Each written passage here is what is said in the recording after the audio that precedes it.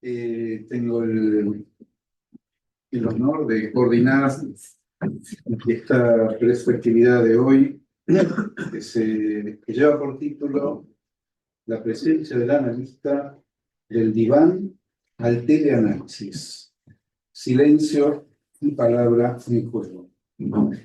La actividad está a cargo y es una presentación que van a hacer Fabián Yesid García y Fabio Narváez.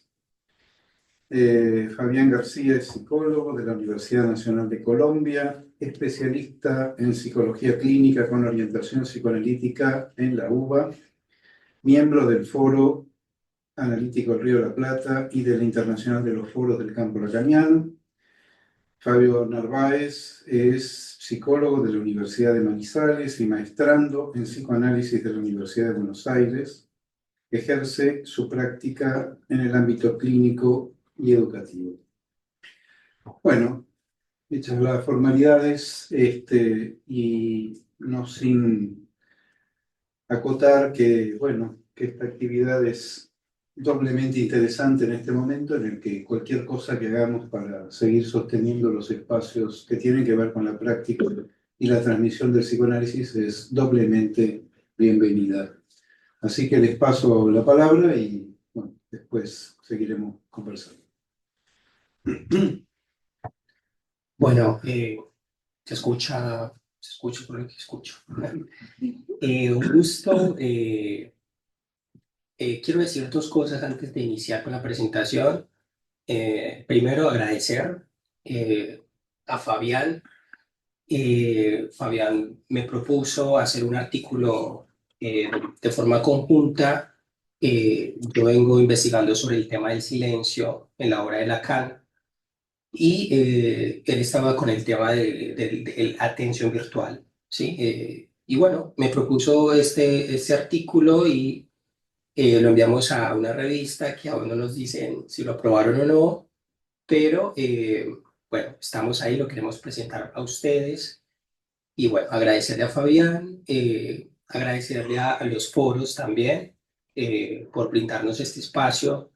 Esa es la primera vez que yo hago una presentación de psicoanálisis en este espacio y bueno, agradezco muchísimo a los foros y agradecer al profesor Leonardo Leibson también. Es una persona que admiro mucho, fue profe mío en la maestría y bueno, para mí es un honor estar sentado acá al lado del profe Leibson. Por último, agradecerles a ustedes por asistir de forma presencial y a las personas que nos están viendo, que se conectaron también de forma virtual, saber que ellos también están presentes a propósito de la presencia.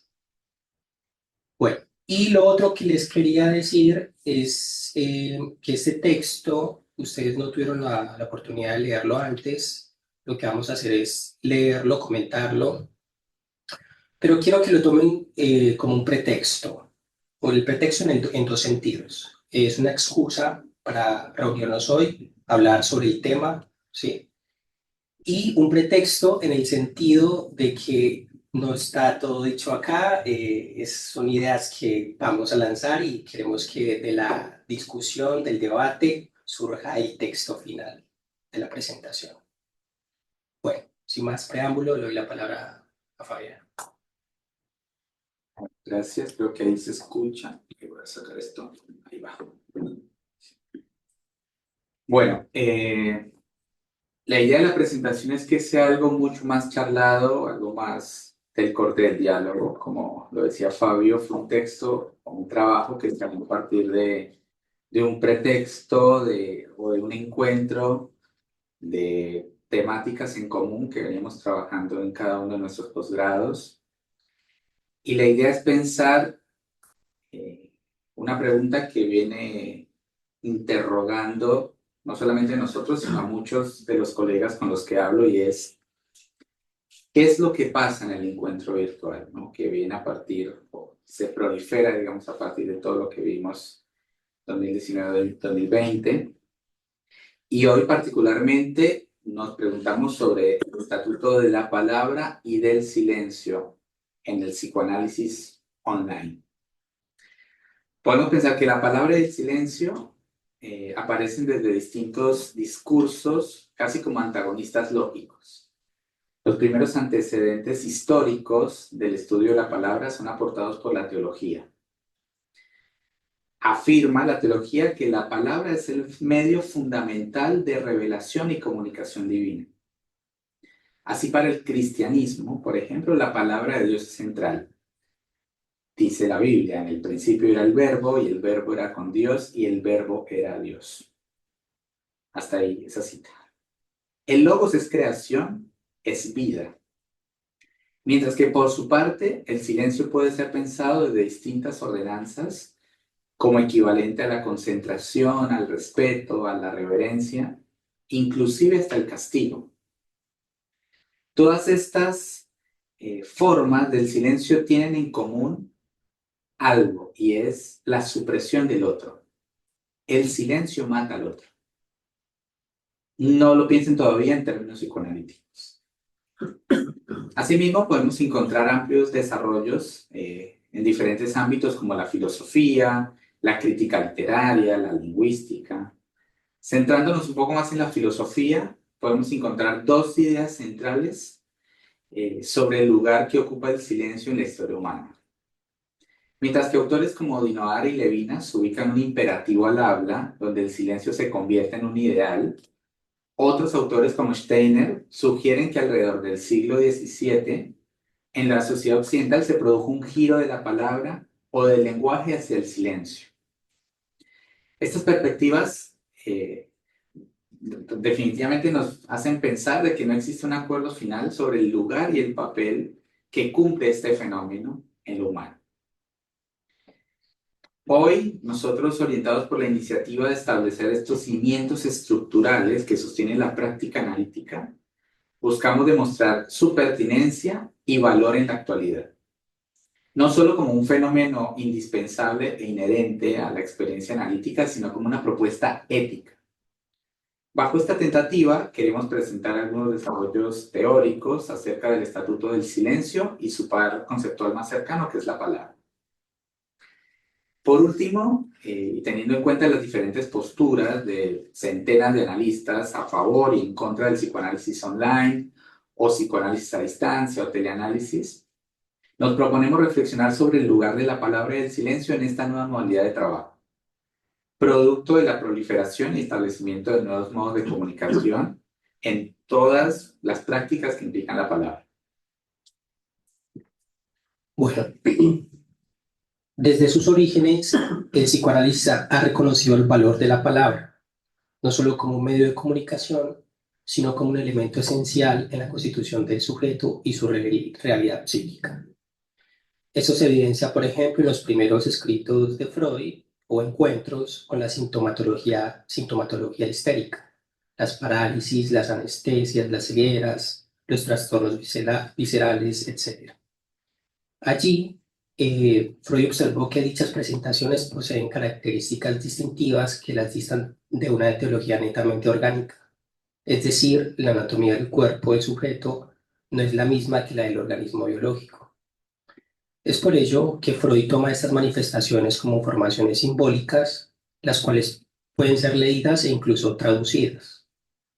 En el caso de Berta Pappenheim, Ana O., una de sus primeras pacientes histéricas, Freud observó cómo sus síntomas desaparecían en cuanto podía verbalizar las experiencias traumáticas que los originaban.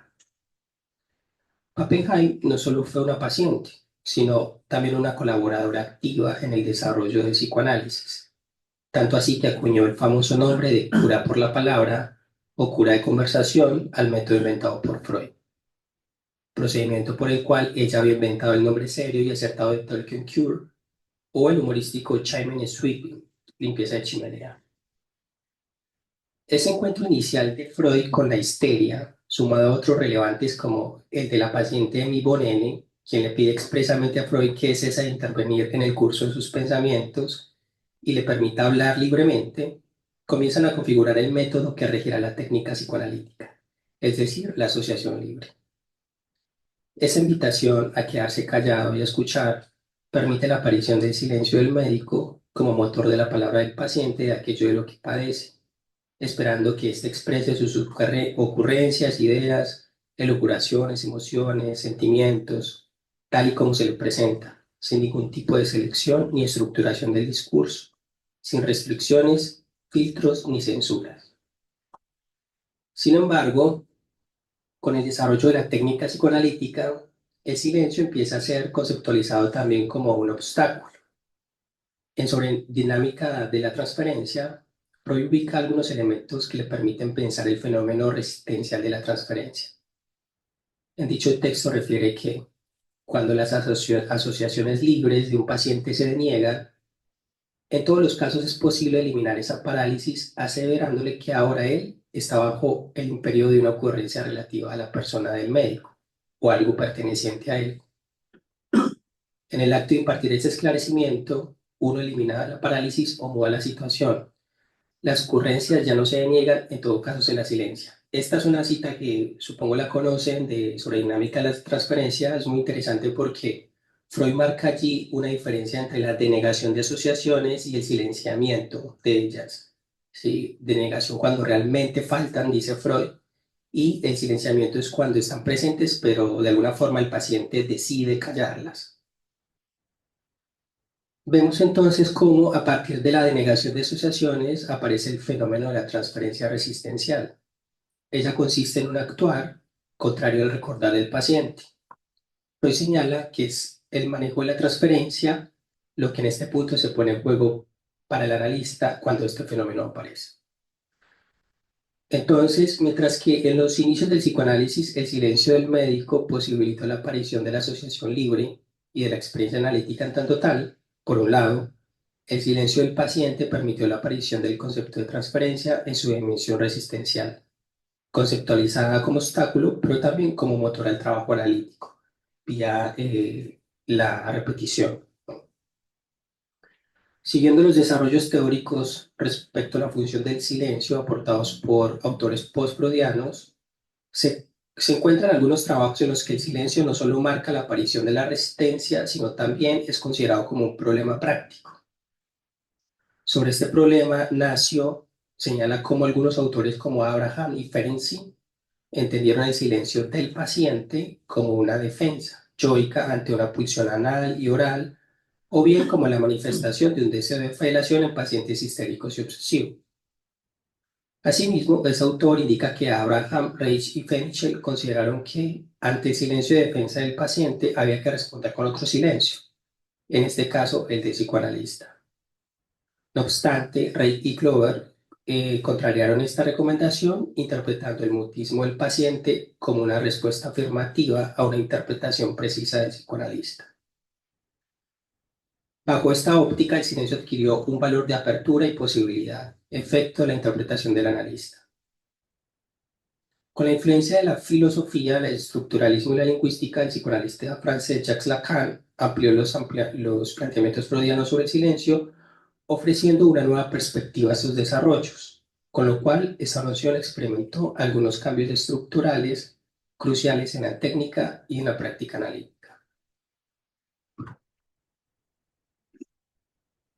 En esta parte nos interesa pensar estos aportes lacanianos, digamos que fuera de un contexto netamente clínico. Hablemos un poco sobre estas referencias que hace Lacan, referencias sobre el silencio, particularmente respecto al grito y a la mudez. Entonces, como vamos a ver en la siguiente parte, Lacan aportó diferentes elementos para pensar la función del silencio en psicoanálisis, no solo desde la perspectiva técnica, sino también como una noción articulada. Por ejemplo, a la historia de las ciencias, a la lingüística, mediante la fonética de las palabras, al grito o a la pulsión de muerte. En el discurso de Roma, en el 53, refiere que la ciencia reduce lo real al mutismo. Dice Lacan, la ciencia gana sobre lo real, reduciéndolo a la señal, pero ella reduce también lo real al mutismo. Y en esta misma línea, en el seminario 2, dice, cito Lacan, el silencio eterno de los espacios infinitos que causaba espanto a Pascal es algo adquirido después de Newton.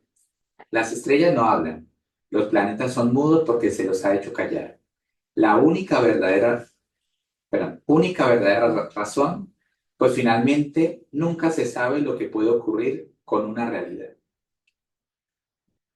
Con relación a la fonética de las palabras, en el seminario 3 sobre la psicosis y en el seminario 9 sobre la identificación, señala la función del silencio consonántico en el discurso, para ubicar los sentidos y el lugar del sujeto y el otro en los desfiladeros del significante. Más adelante, en el seminario 11 y en el seminario 12, a partir del cuadro de Munch, del grito, que supongo que, si no todos, la gran mayoría lo conoce, refiere que, contrario a la idea de que el silencio es el fondo del que surge la palabra, es el grito el que produce el silencio. Entonces, traemos otra cita de Lacan. Sin embargo, lo que es sensible es que el silencio no es el fondo del grito. No hay una relación de gestalt. El grito parece provocar el silencio. Si anulándolo es sensible que él lo causa, lo hace surgir. Le permite tener la nota. Es el grito quien lo sostiene y no el silencio. Sigue Lacan. El grito hace de algún modo apelotonarse al silencio en el impasse mismo donde brota, para que el silencio se escape de él, pero ya está hecho, dice Lacan. Por último, respecto a estos desarrollos, llamémoslos no clínicos, al menos no en una primera lectura, con relación a la pulsión de muerte y lo simbólico, en el seminario 2 refiere que la pulsión de muerte, cito a Lacan, no es sino la máscara del orden simbólico, en tanto que, Freud lo escribe, está mudo, es decir, en tanto que no se ha realizado. Mientras que el reconocimiento simbólico no se haya establecido por definición, el orden simbólico está mudo. Hasta ahí va la cita de Lacan. Si bien estas referencias ubican diferentes lecturas importantes sobre el silencio, como se los hemos venido diciendo, este ensayo se va a centrar en las alusiones que hace Lacan a dicha noción, pero apelando a su dimensión clínica, al menos de una forma explícita o técnica. Bueno, y con respecto, perdón que mi voz, soy disfónico, a propósito del silencio. Con respecto a las referencias al silencio más en el aspecto clínico, hay una primera referencia en la enseñanza de Lacan, más allá del principio de realidad, donde él presenta allí al analista como un oyente que adopta una postura silenciosa y neutral, que no muestra demasiadas reacciones, llevando al analizante a ubicarlo en un rol de interlocutor. Sin embargo, el analista se rehúsa a actuar como tal, lo que puede llevar al paciente muchas veces a detener su monólogo. Dice Lacan, el oyente entra pues en ella, en la experiencia analítica, en situación de interlocutor. El sujeto, o sea, el paciente, le solicita conservar este papel, primero implícitamente y explícitamente luego. Silencioso, sin embargo, el analista, y sustrayendo hasta las reacciones de su rostro, poco advertido por lo demás en su persona, el psicoanalista se rehúsa pacientemente. Se pregunta Lacan, ¿no hay un umbral en el que esta actitud debe hacer que el monólogo se detenga? Si el sujeto lo continúa antes del silencio del analista, es en virtud de la ley de la experiencia de la asociación libre. Pero se pregunta nuevamente Lacan, ¿se dirige siempre al oyente presente de veras o más bien ahora a algún otro imaginario, pero más real? Al fantasma del recuerdo, al testigo de la soledad, a la estatua del deber, al mensajero del destino. Como podemos leer, en este primer tiempo, el silencio del analista posibilita que el analizante lo ubique como otro imaginario, donde se establece la relación objetal, constituyente inclusive el recorrido analítico, que para esta época Lacan trabaja mucho en una fase imaginaria en el recorrido analítico también. Así, en el texto de Intervención sobre la transferencia, Lacan dice, la transferencia no es nada real en el sujeto, sino la aparición en un momento de estancamiento de la dialéctica analítica de los modos permanentes según los cuales constituye sus objetos. Entonces hay una articulación muy precisa entre ese silencio del analista, la revelación del otro imaginario, la constitución de la transferencia en su vertiente imaginaria, que forman parte constitutiva del recorrido del análisis. Esta idea es consonante con lo que trabajará a la altura del primer seminario, donde Lacan afirma que si los ecos del discurso se aproximan con excesiva rapidez al punto O', ustedes recordarán mi seminario 1, Lacan hace un esquema del análisis donde ubica el punto O y O', así que hace unos recorridos en espiral. Entonces, dice, si los ecos del discurso se aproximan con excesiva rapidez al punto O', es decir, si la transferencia se hace demasiado intensa, se produce un fenómeno crítico que evoca la resistencia. La resistencia es la forma más aguda que es posible verla manifestarse, el silencio. Pueden darse cuenta, ¿no es cierto?, que como dice Freud, la transferencia se convierte en un obstáculo cuando es excesiva. Hasta ahí la cita. Esta tesis o estas tesis se escriben en la misma línea de Freud, quien, como se mencionó anteriormente, sostiene la idea de un silencio como fenómeno resistencial de la transferencia. En este punto, la resistencia, en cuanto obstáculo al trabajo analítico, estaría situada en el registro imaginario. Sin embargo, a diferencia de los autores postfreudianos, Lacan hace un énfasis en lo imaginario para ubicar allí un enlace al discurso simbólico. En ese sentido, si bien la resistencia se encarna en el registro dual o en el sistema del yo y el yo ideal, ella parte de la verdad del sujeto. Dice Lacan, en efecto, la resistencia se encarna en el sistema del yo y el otro, y allí es donde surge en cada lo cual momento del análisis, pero parte de otro lado, a saber, de la impotencia del sujeto para llegar hasta el final en el ámbito de la realización de su verdad. Según un modo más o menos definido, sin duda, para tal o cual sujeto en función de las fijaciones de su carácter y estructura, el acto de la palabra siempre viene a proyectarse a determinado nivel, en determinado estilo de la relación con el otro. Sí, o sea, a mí me parece que Lacan marca o señala este registro imaginario de la resistencia, pero para ubicar que hay un enlace a lo simbólico. Sí, o sea, que ese es el lugar donde se posiciona el analista y me parece a mí, por la lectura que he hecho, que el analista también en un punto se posiciona de alguna forma en el registro imaginario. Sí, pero bueno, tengo entendido que eso es medio polémico, o puede ser polémico, pero habría que sostenerlo. Bueno, así en el registro imaginario, el silencio puede ser entendido como un espacio donde las proyecciones y fantasías del sujeto sobre el otro, en este caso el analista, toman forma. Lacan subraya que el registro imaginario en el análisis está profundamente vinculado a la relación y aparición yoica. Aquí el silencio del analista puede desencadenar fantasías, presunciones y resistencias en el paciente. De esta manera, cuando el analista guarda silencio, el sujeto puede proyectar en él una serie de miedos, como la sospecha de que no se le está prestando atención, se está haciendo indiferente o se está participando en juicios internos y críticas. Este silencio en el registro imaginario puede llevar al paciente a tomar la ausencia de palabras como un reflejo de un juicio negativo, desinterés o incluso desprecio por parte del analista. Asimismo, en este registro, el silencio del paciente puede ser una forma de resistencia. El sujeto, al encontrarse con un silencio interpretado de manera imaginaria, puede responder con su propio silencio. Este silencio resistencial sería reflejo de la complejidad para romper con las identificaciones imaginarias y pasar al registro simbólico. Y aquí en este punto me parece que es una crítica fuerte de Lacan, que es hacer la intervención desde lo imaginario y propondría más bien hacer una intervención en el discurso. Es importante destacar que no todos los silencios del paciente deben ser interpretados en esta vía. Aquí solamente nos estamos refiriendo a la respuesta imaginaria.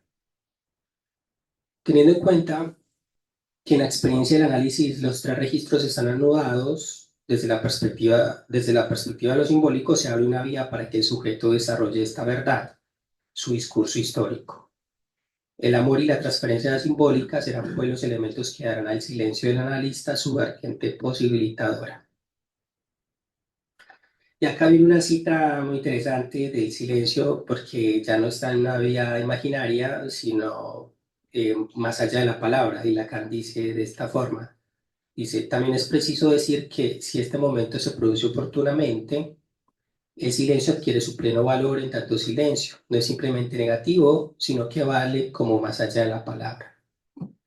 Algunos momentos de silencio en la transferencia representan la presión más aguda de la presencia del otro como tal, que es un poco polémico esto también y complejo porque lo enlaza con la presencia del otro, ¿sí? Y la presencia del otro a veces se puede desarrollar en este punto desde lo imaginario, pero también digamos, hay algunas citas que permiten pensar que hay un enlace a lo real también en esos primeros. De hecho, dice como ese misterio de la presencia, lo habrán leído ustedes en el seminario 1. Bueno, en el registro simbólico el silencio adquiere una función diferente, vinculada al lugar que ocupa el significante y a la posibilidad de articulación del sujeto al deseo. Así, el silencio del analista puede ser visto como una ausencia. Puede ser visto no como una ausencia, sino como un espacio que permite la emergencia de lo no dicho, lo reprimido o lo inconsciente. El silencio no es un vacío amenazante, sino una condición para que el sujeto pueda dar rienda al significante, constituyendo su discurso en torno a la falta y el deseo. En consecuencia, el silencio opera de manera metonímica, desplazando el sentido de las palabras y revelando conexiones entre significantes que estaban previamente ocultas.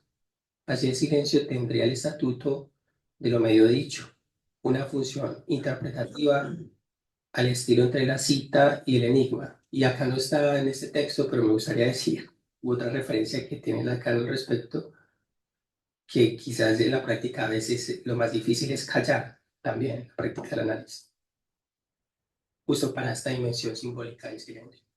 Sí, a propósito, vamos a intentar articular esto de la dimensión simbólica del silencio con la presencia del analista. Pues para la época de la dirección de la cura, Lacan explica que la transferencia y el amor se basan en dar lo que no se tiene. Justamente el analista no da nada tangible y esa nada es valiosa. Se trata de la función del vacío que éste encarna. El analista ofrece su presencia principalmente a través de la escucha y es allí el momento de silencio cuando su presencia se siente más intensamente. Traemos otra cita de Lacan. Se observará que el analista da, sin embargo, su presencia. Pero no creo que esta no esté en primer lugar. Perdón. Pero creo que está. Que esa no es en primer lugar. Claro, eso. Raro. Sí. Claro. Sí, que esta no es en primer lugar, sino la implicación de su acción de escuchar. Y que esta no es sino la condición de la palabra. En efecto, ¿por qué exigiría la técnica que la haga tan discreta si no fuese así? Es más tarde cuando su presencia será notada. Y dice más adelante en la misma página. Por lo demás, el sentimiento más agudo de su presencia está ligado a un momento en el que el sujeto no puede sino callarse. Es decir, en que retrocede incluso ante la sombra de la demanda. Entonces, la presencia del analista, la cual podría pensarse intuitivamente, digamos, al nivel de la disposición física y la confrontación de los cuerpos de carne y hueso, será situada en el discurso analítico a nivel de la palabra y del silencio, como a modo de un Fordar. En esta primera dimensión intuitiva del cuerpo, pero en esta primera dimensión, el cuerpo quedará fuera del discurso analítico, tal como lo señala Lacan en el seminario o peor. Él dice Lacan: cuando alguien viene a verme a mi consultorio por primera vez, y yo escando nuestra entrada en el asunto en algunas entrevistas preliminares, lo importante es la confrontación de los cuerpos. Justamente, por partir de ese momento de los cuerpos, estos quedarán fuera de juego una vez que entremos en el discurso analítico. La presencia del analista, tal como se viene desarrollando hasta este momento, es una presencia que se manifiesta en el acto de escuchar y en la decisión de callar. El silencio que se sostiene en el espacio analítico permite que un sujeto se encuentre con su propia verdad. De esta forma, el analista con su silencio sostiene la demanda, no con la intención de frustrar al sujeto, sino para que los significantes vinculados a esa frustración aparezcan. La idea de guardar silencio no se refiere meramente a la ausencia de palabras, sino a un silencio lleno de significado, una pausa que implica una decisión deliberada de no responder. Dice Lacan, pues ese silencio comprende la palabra, como se ve en la expresión guardar silencio, que, para hablar del silencio del analista, no quiere decir solamente que no hace ruido, sino que se calla en lugar de responder. El silencio del analista, lejos de ser una mera ausencia, se convierte entonces en un acto deliberado que se erige como una forma de respuesta que no clausura el sentido, sino que lo abre, dejando espacio para que el sujeto construya su propia narrativa. Digamos que en un sentido contraintuitivo podemos afirmar que en el Fordá no existe una correspondencia entre la presencia ligada a la palabra del analista y la ausencia ligada a su silencio, porque como ya hemos venido trabajando, hay silencios en los que el analista se hace más presente y palabras que más que aproximarse al deseo producen resistencias. Gracias al juego del Ford y del Da, el sujeto domina la privación, efecto de las primeras experiencias de placer y displacer que aparecen arbitrariamente, en una provocación anticipada de la presencia y la ausencia, él mismo devino objeto de su propia trama. Con lo cual, inaugura en este juego lo más íntimo de la relación con su deseo, dice Lacan. Así el símbolo se manifiesta en primer lugar como asesinato de la cosa. Y esta muerte constituye en el sujeto la eternización de su deseo. Es importante aclarar que no toda presencia es posibilitadora. Ya desde los inicios de la enseñanza de Lacan se puede ubicar cómo el sentimiento de presencia es un fenómeno que entraña cierta complejidad, difícil de atrapar. En el seminario 1 plantea que, cito a Lacan, no sería fácil vivir si, en todo momento, tuviésemos el sentimiento de la presencia, con todo el misterio que ella entraña. Es un misterio que mantenemos a distancia y al que, por así decirlo, nos hemos acostumbrado. En este mismo seminario, en la clase 4, la clase titulada El yo y el otro, Lacan va a ubicar, a partir del fenómeno de la presencia del analista, la vertiente mediadora de la palabra en oposición a su vertiente reveladora. Mientras que la mediación de la palabra, que luego va a poder ser pensada como el habla vacía, ocurre en el registro imaginario, la vertiente reveladora o palabra plena ocurre en el registro de lo simbólico. En este sentido, habría que diferenciar en la experiencia analítica los momentos en los que el silencio del analista cumple una función de presencia, posibilitadora del deseo, y aquellos otros silencios en los que la presencia adquiere un valor mediador, tal como lo señala Lacan.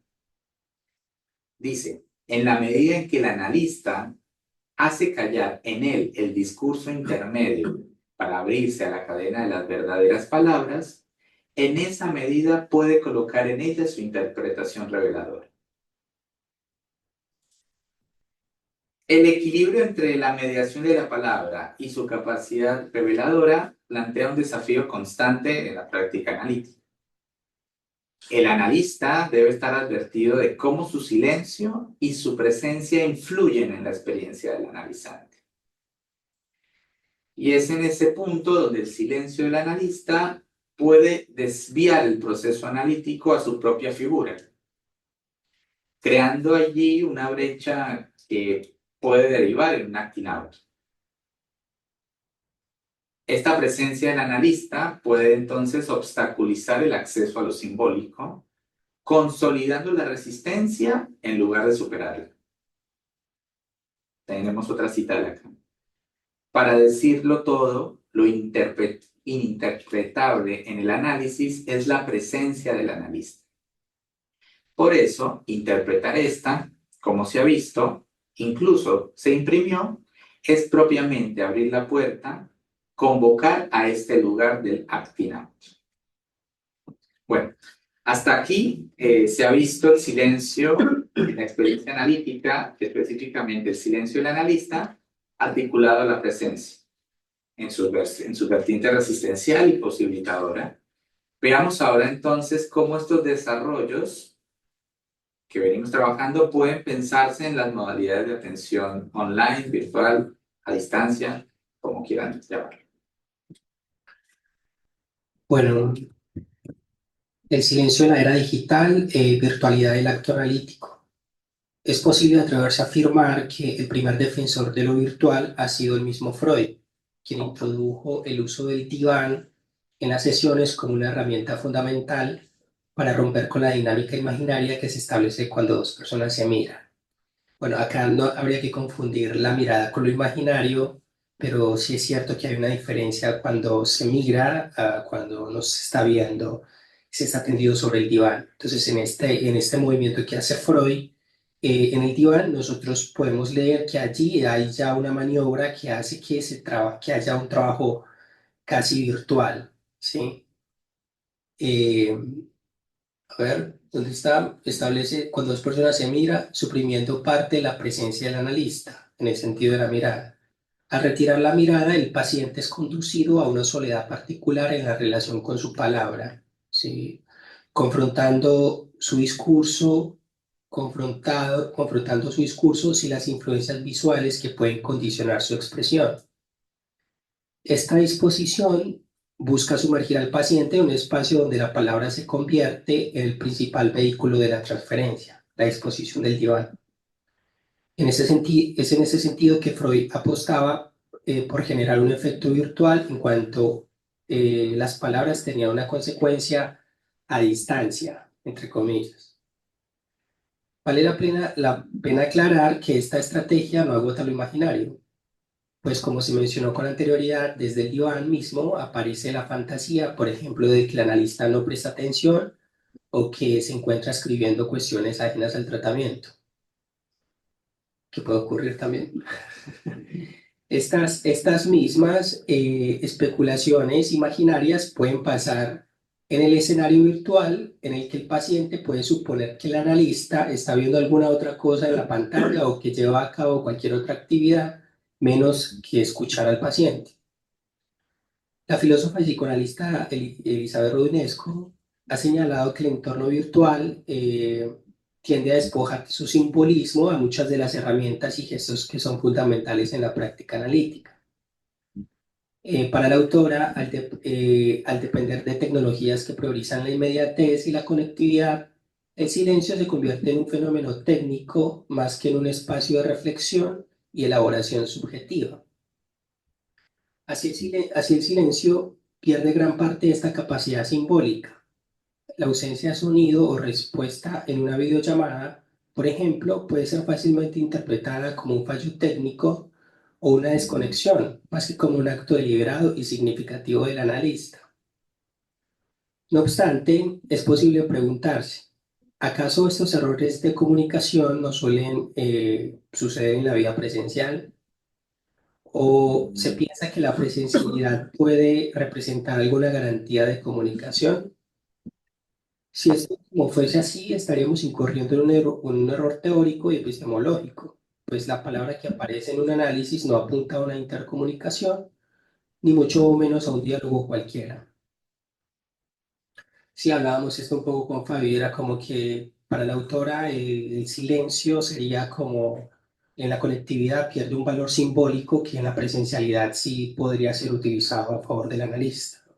Entonces, bueno, pierde el valor simbólico y en esa medida no conviene la virtualidad, ¿sí? Eh, Por su parte, el silencio del analista no debe ser un silencio de palabras, sino de saber. Sin embargo, esto no implica que el psicoanalista se apuntale a una ética del silencio, sino más bien propicia una ética del bien decir. Dice Lacan, se anuncia una ética convertida en silencio por la venida no del espanto, sino del deseo. Y la cuestión es saber cómo la vía de charla palabrera del psicoanálisis conduce a ella. Esa postura ética permite localizar en la estructura significante las coordenadas de lo que el sujeto ha sido con relación a su deseo como deseo del otro. En esta misma línea, entendiendo al silencio y la palabra del analista como formas de la presencia, Lacan advierte que hay algo fundamental que debe estar ausente en el análisis, el yo del analista. Si se forman analistas es para que haya sujetos tales que, dice Lacan, que en ellos el yo esté ausente. Este es el ideal del análisis, que desde luego es siempre virtual. Nunca hay un sujeto sin yo, un sujeto plenamente realizado. Pero es esto lo que hay que intentar obtener siempre del sujeto en el análisis. Lacan, 1954-55. Esta indicación se sitúa al mismo nivel de la orientación técnica y ética que Freud hace en consejos al médico sobre el tratamiento analítico, en donde enfatiza en la importancia de que el analista mantenga una postura neutral y objetiva, libre de sus propias emociones, sentimientos, deseos y prejuicios sobre el paciente, manteniendo una neutralidad benevolente y una atención flotante. De esta forma, la presencia del yo en el análisis sería un obstáculo en la cura. Si se sigue esta tesis, podemos afirmar de la mano de Lacan que no hay otra resistencia al análisis, sino la del analista mismo.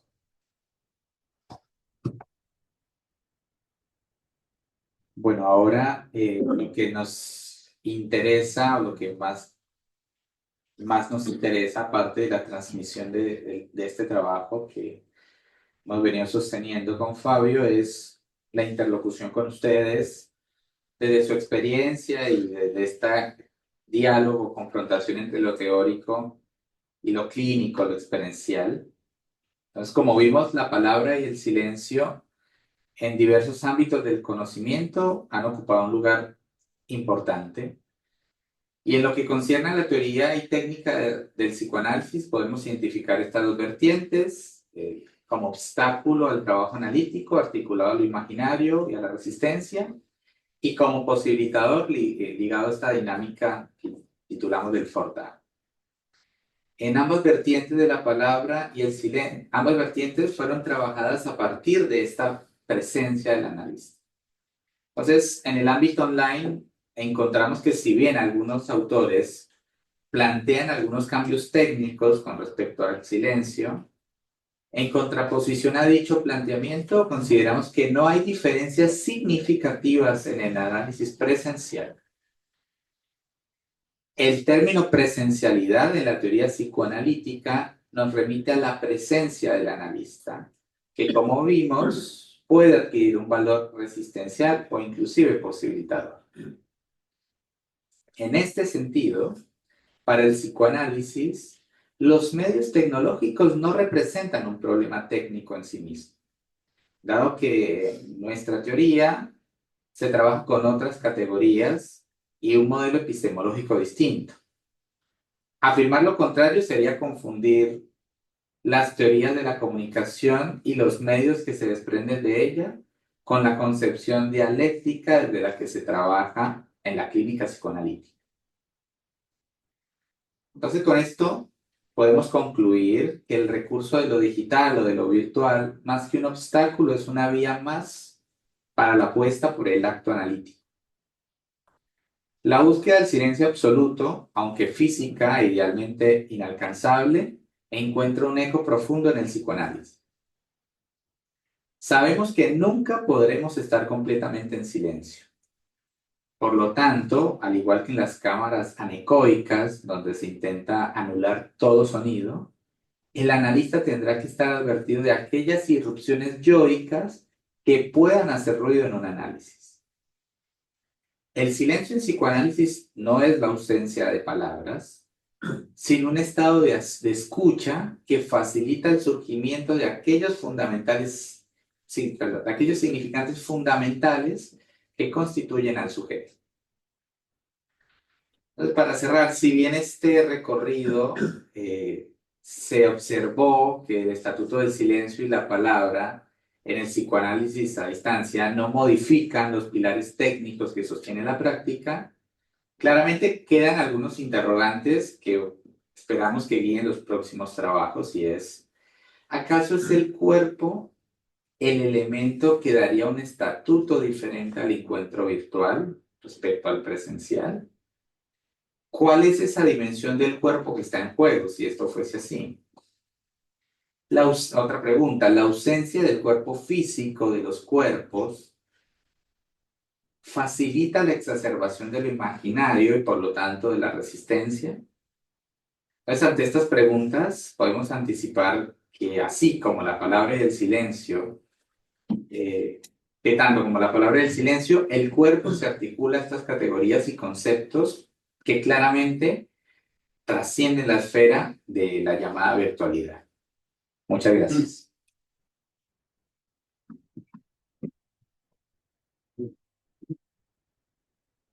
Bueno. Hola. Muchas gracias, Julián y Fabio. Me pareció muy interesante y es un tema que se viene debatiendo, ¿no? Que desde hace, sí, desde la pandemia, pero creo que es antes de la pandemia que ya se hablaban un poco de estas cosas. Eh, Pensaba, mientras ustedes leían, que me acordaba que la lectura silenciosa es un invento relativamente reciente de la humanidad, reciente del siglo VII, pero no era, hasta cierto momento siempre se leía en voz alta, no había lectura silenciosa. Creo que, no sé si es San Ambrosio o quién, que se sorprende cuando ve a alguien leyendo sin hablar, sin pronunciar lo que está leyendo. Eh, Después pensaba una obviedad, que es que para poder escuchar hay que hacer silencio. Y me acordaba también que mientras leía el texto, que lo pude leer antes, que en el seminario 12 que ustedes citan, hay una referencia a Lacan a un texto de Richard Fries, que es el hijo del Wilhelm Fries, un texto sobre los silencios, una especie de erótica del silencio que hace este Fries, que era analista, ¿no? Donde dice que no todos los silencios son iguales. Y me parece que en el trabajo de ustedes también hay un intento de pluralizar los silencios, ¿no? Entonces, que me parece muy interesante, porque si no es que queda el silencio como la palabra, ¿no? Una cosa así, el verbo en su función creacionista, en el principio fue el verbo. Lo interesante es cómo ustedes van abriendo el tema, para mi gusto, y va apareciendo la resistencia, la presencia del analista, que también tiene una connotación religiosa muy importante, ¿no? Cuando Lacan trabaja es la presencia de Cristo, me parece que está aludida en esta presencia del analista, que no queda claro si es en cuerpo, si es en imagen, si es, ¿qué es eso? ¿Qué es esa presencia que es silenciosa, en un sentido vacía, ¿no? Me preguntaba, y les pregunto, si pensaron esto, si la presencia del analista, por ejemplo, tiene que ver con la imagen, si tiene que ver con el semblante, lo que después Lacan va a trabajar, porque ustedes trabajan básicamente seminarios de los años 50, si después lo que Lacan va a trabajar como ese del semblante o el analista siendo semblante de objeto A, esa fórmula, ¿sí? Que si eso no es un otro modo de plantear algo de esta presencia causante del analista, ¿no? Que sí parecería que excluye al yo, pero no sé si excluye totalmente al semblante. Y una última cuestión de mi lado, antes de pasar la palabra. si el grito está antes, ¿no? Lacan plantea eso ahí en el seminario de Problemas Cruciales, que es muy interesante. Si el grito está antes, el silencio no vendría a ser una especie de desecho del grito, ¿no? Ya como desecho, digo, como resto, como algo que el grito deja aparecer, dice, ¿no? En lo que ustedes leyeron. Entonces, es un silencio, no sé, cómo pensarlo, ¿no? Que el silencio del analista ahí. Y por supuesto, para terminar esta sí, pregunta, comentario, efectivamente, yo creo que la cuestión del cuerpo del analista es, es un problema, o puede ser un problema, pero no hay cuerpo del analista en el análisis online. Por ejemplo, no hay resonancia de la voz, no hay algo de la mirada, ya sea presente o ausente, ¿no? No hay algo de, bueno, de lo que puede ser las resonancias y los ecos bueno, de que hay un cuerpo del otro lado. Bien, esto por ahora es lo que podría decir, pero bueno, quería pasar también la palabra, no sé si alguien quiere comentar algo, preguntar. Sí, acá.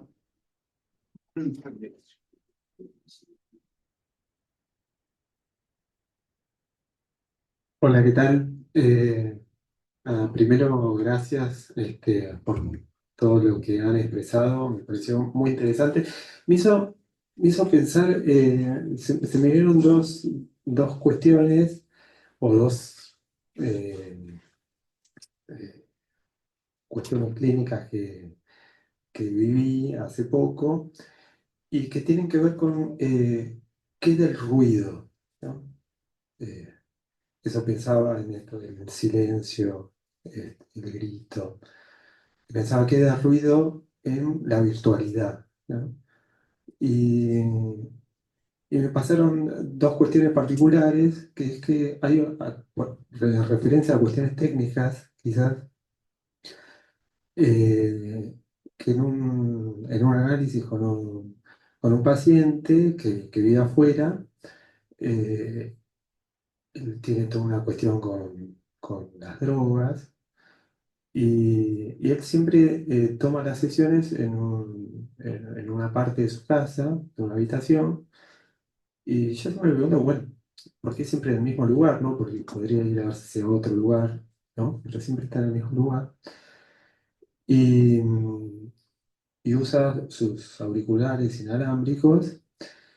Y un día hablando de algo, que algo hacía ruido, yo no tenía auriculares y él me decía, se escucha como con mi voz como un eco, ¿no? Yo le digo, espera que me pongo los auriculares y quizás se escucha mejor. Entonces me puse los auriculares y a rato se escucha un ruido en mi casa. ¿No? Me dice, sí, ¿no? Él me dice, ¿puedes eliminarlo con esa eliminación de ruido? ¿No? Y yo le digo, sí, pero yo no tengo ni idea cómo se hace eso. Este, y entonces, sí, mirá, entras acá, bueno, bajas una aplicación, no sé qué me dijo, no, dice eso.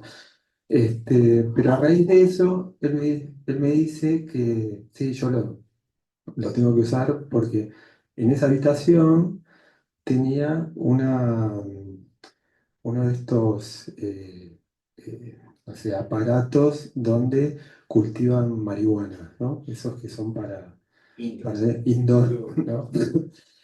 Y él me decía que tenía unos motores que hacían mucho ruido y que entonces era insoportable el ruido, ¿no? Y, y si no hubiese salido la cuestión del ruido o de los ecos o eso, no hubiese aparecido, jamás hubiésemos hablado de eso que estaba ahí y que a él lo incomodaba en demasía, ¿no? Y de lo cual tampoco podía salir, ¿no? Que yo decía, bueno, pues sería muy simple, ¿no? Salir de tu casa, vas a otro lado, ¿no? Este, Esa es una cuestión que quizás es algo de esto que trae la tecnología, digo, que elimina el ruido, ¿no? Tengo otro paciente que hace poquito estábamos charlando, esto era por llamada, y él se había ido a una plaza y entonces había unos loros, que yo escuchaba a los loros, ¿no? Y no me dejaba escucharlo a él, ¿no? Y, y él tenía todo un tema con la distancia, su trabajo que queda a 400 kilómetros, que tiene que ir a trabajar a 400 kilómetros, todo el tiempo que vive acá en la ciudad de Buenos Aires. Y cómo, y entonces ahora parece que el analista le quedaba también lejos de donde él se había mudado, y entonces prefirió hacerlo por llamada. Y digo, esos ruidos también hicieron que en un momento dije, bueno, no, mira, así no te puedo escuchar, no. Se ve que él tampoco sabía de esto de la eliminación de los ruidos como yo. Así que finalmente ahí la cuestión se terminó y él volvió al consultorio, ¿no? A raíz de eso, ¿no? Les quería traer esto acerca de qué da ruido, ¿no? Mm, Era eso, gracias.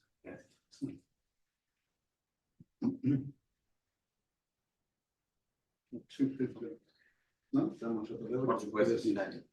Bueno, gracias a los tres por la presentación, los comentarios.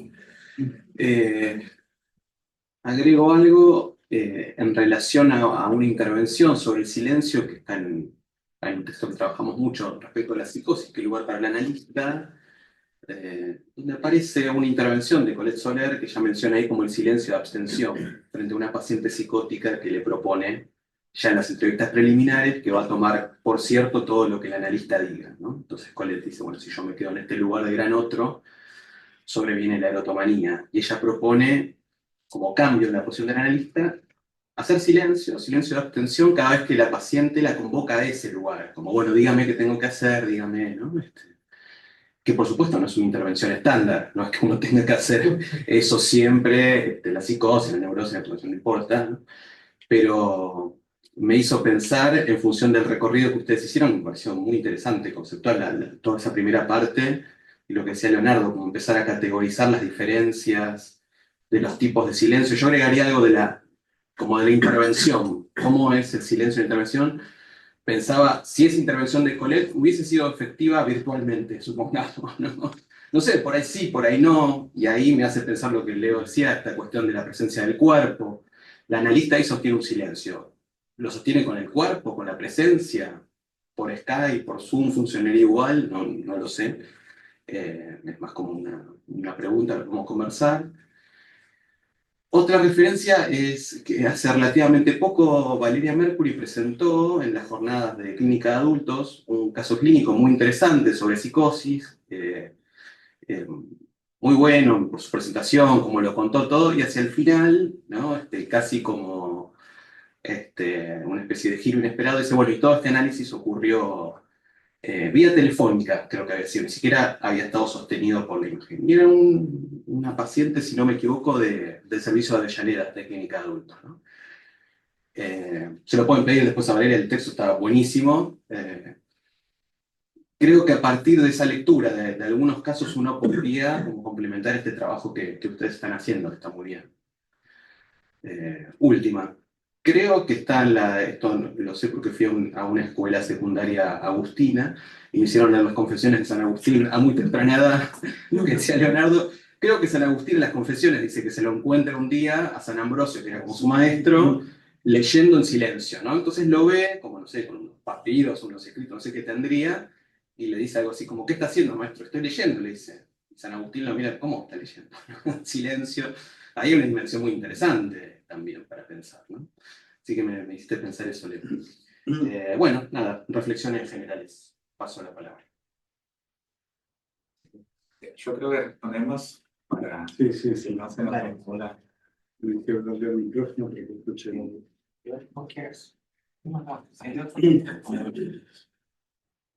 Voy a intentar hacer un comentario en general para tratar de articular las diferentes intervenciones. Voy a empezar por lo último,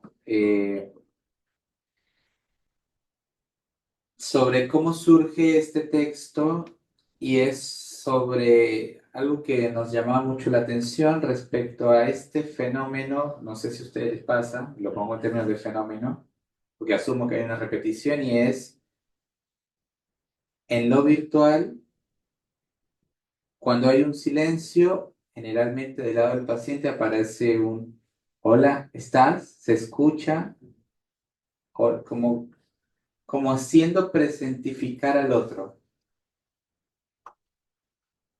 Entonces, a partir de ahí surge la pregunta por cuál es la presencia, ¿no? ¿Por qué el silencio a veces se toma como un sinónimo de no presencia y la palabra da cierto estatuto de presencia?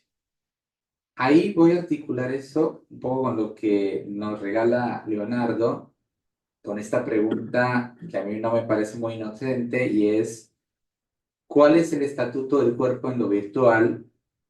Y no sé si por ahí es una idea que compartimos con Leonardo, pero para mí tanto, por lo menos la voz es parte del cuerpo. O sea, si hay voz, hay cuerpo. Por lo tanto, la presencia implica el cuerpo, necesariamente en esta dimensión que lo venimos hablando. Ahora, respecto al tema del ruido, para mí que el ruido lo voy a tomar en dos vertientes, y es, por un lado, el ruido como error, ¿no? En la comunicación, y es que nosotros trabajamos con el error en psicoanálisis, ¿no? Porque volvemos, no hay comunicación, no es que intentamos que un mensaje con la intención A, que termina siendo emitido de forma A, se entienda de forma A, sino seguramente un mensaje A, con toda la suerte, se te viene un mensaje B para entenderse como mensaje C, o sea, rompiendo completamente con la teoría de la comunicación. Entonces, ojalá haya mucho ruido, porque es con el ruido que trabajamos. Pero el ruido, por eso decía dos vertientes, porque esto respecto, llamémoslo el ruido con el paciente o el ruido del paciente. Respecto al ruido del analista, lo pensaría más en la figura de un auto, cuando tenemos un auto y hace ruido, ¿no? Y el ruido es algo que hay que revisar, ¿no? Porque nos va a dejar varados o se va a romper el auto. Y cuando hay algo en un análisis que hace ruido del lado del analista, si bien, o mejor dicho, habrá que llevarlo al mecánico. Con esta referencia me refiero a que hay algo que habrá que supervisar.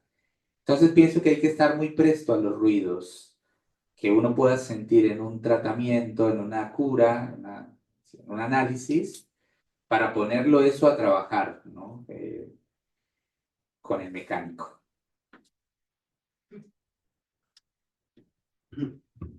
Bueno, eh, con respecto a lo que dice el profesor Leonardo, digo profe, porque es mi profe de la maestría, todavía es. Eh, sabe que yo estoy estudiando este seminario uno y yo me encuentro muchas veces que parece que Lacan marca mucho la importancia del registro imaginario en el recorrido del análisis, ¿sí? Y, y ahí es cuando él utiliza el esquema de los espejos, la experiencia del ramillete invertido y todo eso, y él habla de la imagen virtual y la imagen real, ¿sí? La imagen virtual que se produce sobre la superficie del espejo y la imagen real que sería donde confluyen todos los de luces que estaría detrás de la superficie. Eh, la pregunta que yo le entiendo a Leo es que la presencia del analista con respecto a esa imagen, sí, si tomamos en cuenta que es esa imagen virtual en un punto que es una imagen que sería casi el yo ideal, que fue constitutivo, que a partir de un sujeto y del otro, sí. ¿Cuál es el analista ocuparía ese lugar en un punto? O sea, a mí me parece que en un punto el analista tendría que ser, no sé, yo porque el concepto semblante no lo he estudiado, pero podría intuir de que hay ya una posición del analista, una presencia del analista con respecto a esa imagen. Sí, es hacer de esa imagen, pero para luego correr, ¿no? Para luego correr el punto de la perspectiva, y ahí es donde se diferencia inclusive lo imaginario y lo real, que Lacan lo señala, que hay que hacer una diferencia de lo imaginario, que inicialmente aparece como una síntesis, lo imaginario con lo real. Entonces, con respecto a esa primera pregunta, diría eso. Luego usted dijo algo del grito y el silencio y un desecho. Yo busqué en los inicios de esta investigación, busqué el origen etimológico de la palabra silencio. Viene silet, y silet en el indoeuropeo es dejar caer, significa dejar caer. Entonces es un resto. Entonces el silencio desde esa perspectiva etimológica es un desecho, es un dejar caer. Eh, Ahora, hay una, o sea, como que siento que todos estamos de acuerdo que en lo epistemológico y en lo conceptual y en lo teórico no cambia una práctica en términos de la presencialidad y en la virtualidad. Parece que eso es así, pero de todas formas, nosotros de alguna forma, digo yo, sabemos que no es lo mismo.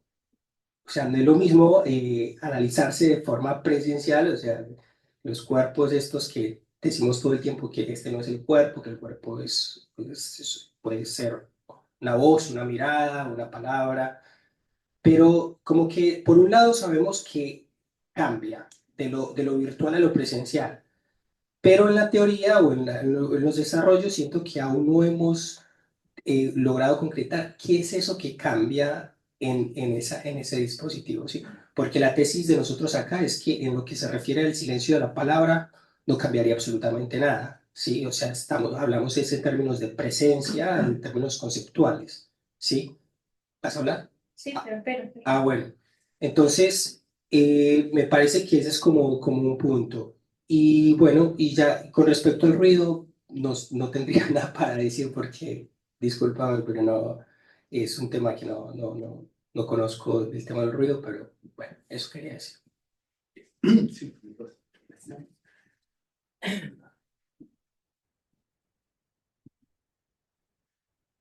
Me abriste camino con esa pregunta que desplegás, porque creo que la cuestión muchas veces la estamos centrando en la cuestión del cuerpo, eh, cuando a mi entender hay algo que hace a la diferencia, que es la cuestión del espacio.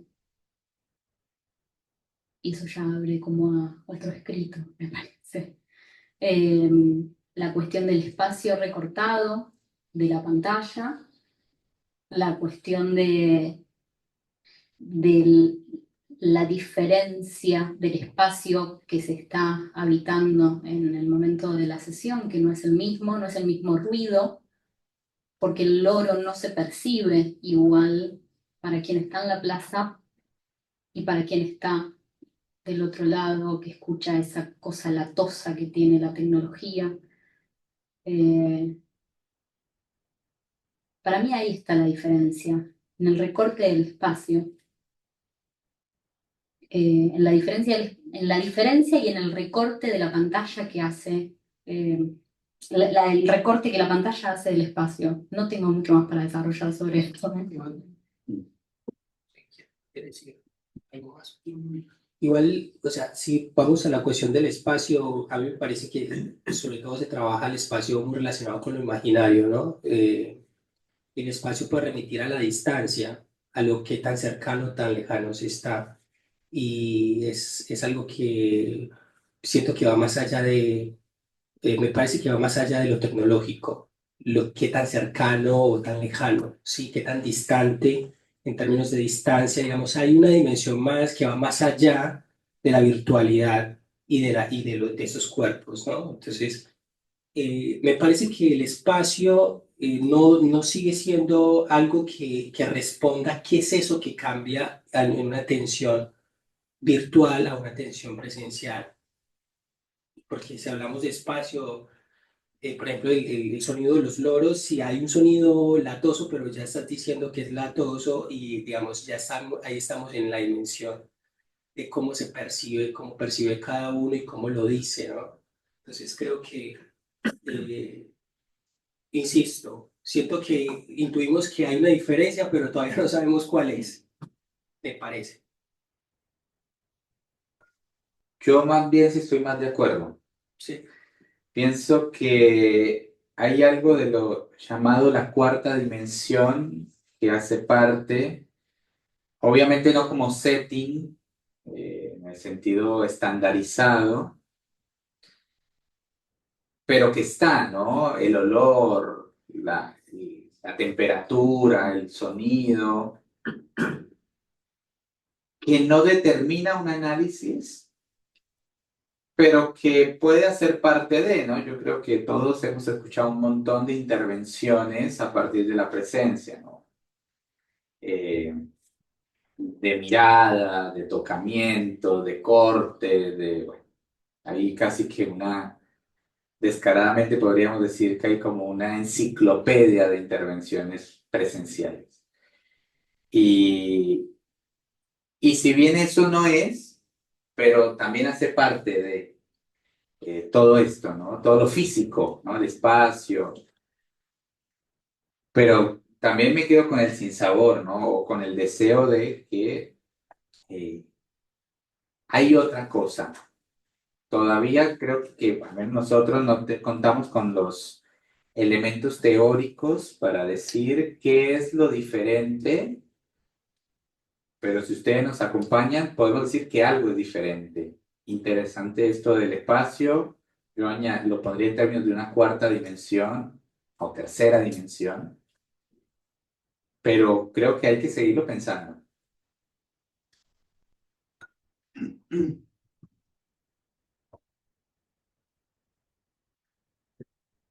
¿Alguna otra intervención? En el chat, en el Zoom. Hola, buenas noches. Quería hacerles una pregunta. Ahorita Mantegas. Dale, dale. ¿Qué, qué tal? Buenas noches. Bueno, gracias por todo el recorrido que hicieron. Yo quería retomar una pregunta que entendí que es la que inició el trabajo de ustedes, porque, bueno, ustedes sostienen que hay algo eh, en relación al silencio, así entendí, en relación a lo virtual y al tratamiento presencial no habría mucha diferencia.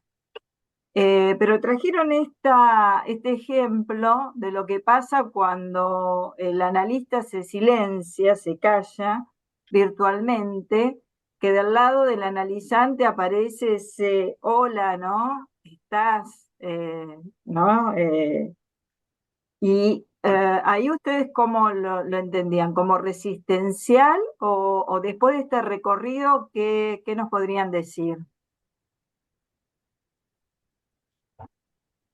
Sí, mira, justo, por lo menos como lo veníamos pensando, es que ese llamado que aparece ahí también puede aparecer en lo presencial, ¿no? Obviamente, y creo que articulamos con esta duda que queda y es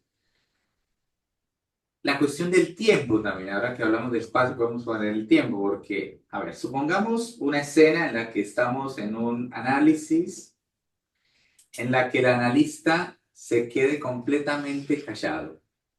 Ujú. Tarde que temprano va a aparecer esa pregunta, ¿no? ¿Me escucha? ¿Le pasó algo? O sea, pero en lo virtual hay una cuestión respecto al tiempo, no sé si ponerlo en términos de precipitación, de que esa demanda, esa pregunta, esa necesidad de hacer aparecer al otro, al menos en su dimensión vocal, es mucho más precipitada, mucho más pronta. Como lo dijo Fabio, sentimos que teóricamente, al menos con lo que contamos hasta el momento, no habría una diferencia significativa, pero en la práctica sí sentimos que hay una diferencia. Entonces, podría decir eso. Está ahí. Mm, Sí. sí, Eh, Rita, sí, no, me parece que la pregunta también surge, la pregunta puede surgir también porque pueden haber también posiciones contradictorias, o sea, en un punto podríamos pensar que hay una diferencia, pero ¿por qué es así? Porque creemos, o sea, pienso y por la práctica y lo que dice Fabián, a mí me parece, y en el plano de las relaciones amorosas podría pensarse también, hay una diferencia en lo que en la virtualidad a la presencialidad, ¿sí? Pero, nuevamente, sí, en lo que tiene que ver con el silencio y la palabra y con los conceptos presencia, transferencia, no hay una diferencia. ¿Sí? bien, gracias. No, gracias a ti.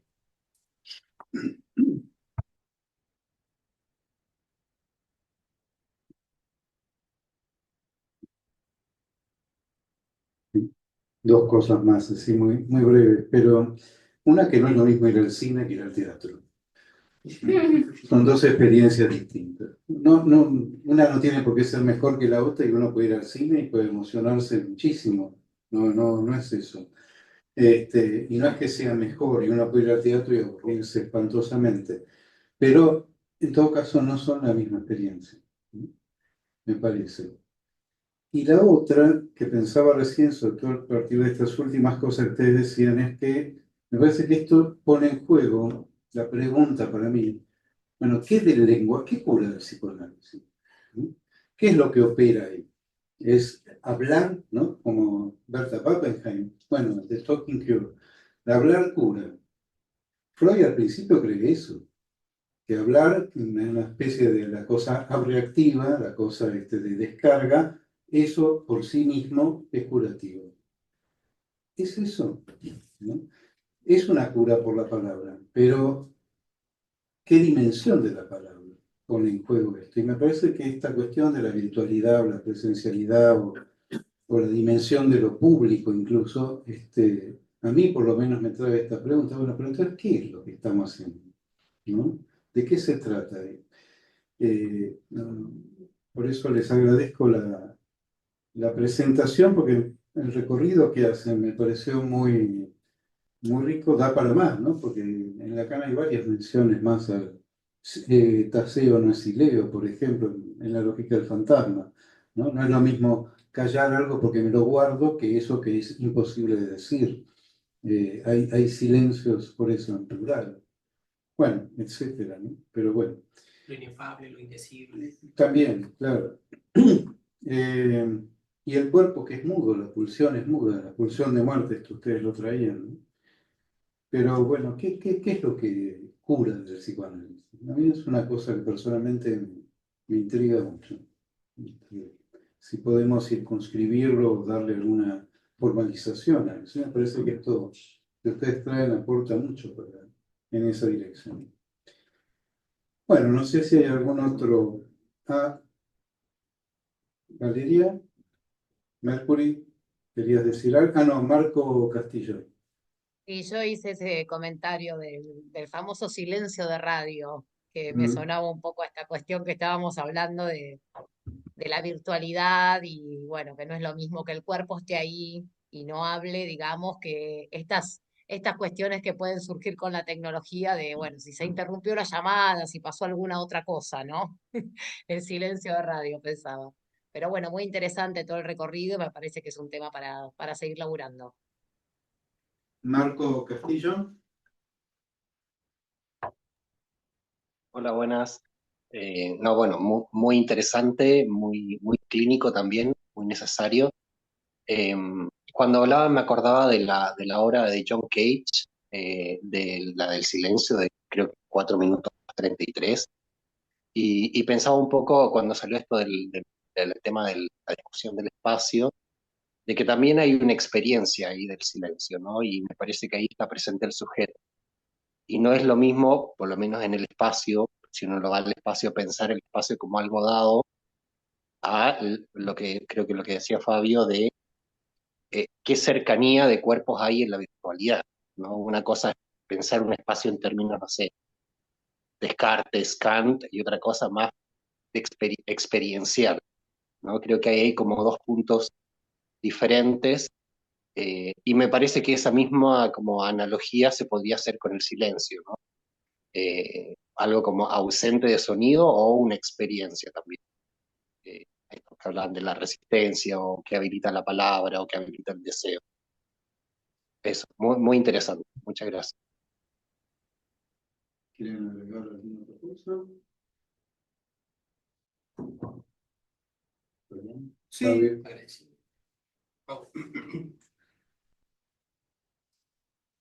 Eh, a mí no me parece azaroso que nos preguntemos por por esta pregunta de la experiencia del análisis y, a ver, no sé si es muy pretencioso lo que voy a decir, pero siento que toda esta incógnita, que insisto, no sé si estoy equivocado, pero que escucho en muchos colegas respecto a qué pasa en lo virtual, es casi una pregunta directa y ahora con lo que dice Leonardo, como que confirmo, o al menos fantasiosamente, de que es una pregunta que nos está llevando a la raíz misma de lo que es el psicoanálisis, ¿no? Y es justamente qué es lo que cura, cuál es el efecto que se produce, qué es lo que hace un analista, que a veces ingenuamente, en lo personal, siento que lo sé, pero claro, no sé, me hace acordar, por ejemplo, cuando uno está en la facultad y le preguntan, bueno, pero usted, dígame qué es la transferencia, ¿no? Y uno puede decir, bueno, un par de cosas, y después avanza un poco más y dice, bueno, pero al final tampoco tan claro lo tenía, por decir algo. Entonces, siento que estas preguntas que están surgiendo en muchos colegas, casi que ponen esta pregunta necesaria e interminable, inagotable, sobre cómo opera el psicoanálisis, ¿no? Y que pregunta, no sé si algún día podamos responderla, pero que pienso que si deja de estar, el psicoanálisis está condenado a desaparecer, porque es parte de esta necesidad de reinventarse y cuestionarse que va a permitir que pueda seguir desarrollándose como disciplina. Insisto, no sé si suena muy pretencioso este comentario, pero qué importante es seguir manteniendo esta pregunta por la base, y creo que fue el primer párrafo, el segundo que dice, que escribimos en el texto, y es, nos preguntamos por los cimientos epistemológicos y clínicos que sostienen el psicoanálisis. Una vez que esto lo tengamos un poquito más claro, seguramente podamos discernir algo de esto, ¿no? Virtual, presencial y o porque he escuchado de varios colegas, es un tema que a mí me inquieta mucho y me interroga mucho desde hace muchos años, inclusive desde antes de la pandemia, al ser extranjero en la Argentina, atendido pacientes en otros lugares del mundo desde antes, y es algo que también me generaba y me genera mucha curiosidad, y casi que yo podría encontrar un consenso que les quiero compartir de esta, llamemos pseudo-investigación, y es que hay unos momentos en los que el cuerpo físico de la carne, o como quieran llamarlo, tiene que aparecer en un análisis. Que un análisis en el sentido propiamente dicho no puede ser sostenido netamente vía virtual. Con el paso del tiempo, cada vez soy un poco más seguidor de esta tesis y de esta premisa por mi experiencia como analista y como analizante también. Todavía no tengo los elementos teóricos para poder sostener esto. Yo les prometo seguir investigando y tal vez algún día les cuente alguna novedad. Bueno, no, muchas gracias por venir, por estar hasta esta hora, estar presentes ustedes y los que están presentes nuevamente del otro lado de la pantalla. Muchas gracias. Bueno, para cerrar, pensaba recién que también es importante que el analista haga silencio, pero a veces que alce su voz. Y me parece que estos son momentos donde el silencio de radio, como decía Valeria, puede ser altamente peligroso, ¿no? Porque atenta contra nuestra práctica directamente y que los analistas no estamos ajenos a lo que pasa en el ámbito de la salud mental del país. Y me parece que entonces es doblemente pertinente. Bueno, si no hay otras intervenciones, damos por cerrada esta actividad y les agradecemos mucho a Fabián y a Fabio la presentación. Gracias. Buenas noches. Gracias. Gracias. Gracias a la mesa. Muchas Hasta la gracias. próxima. Gracias. La próxima.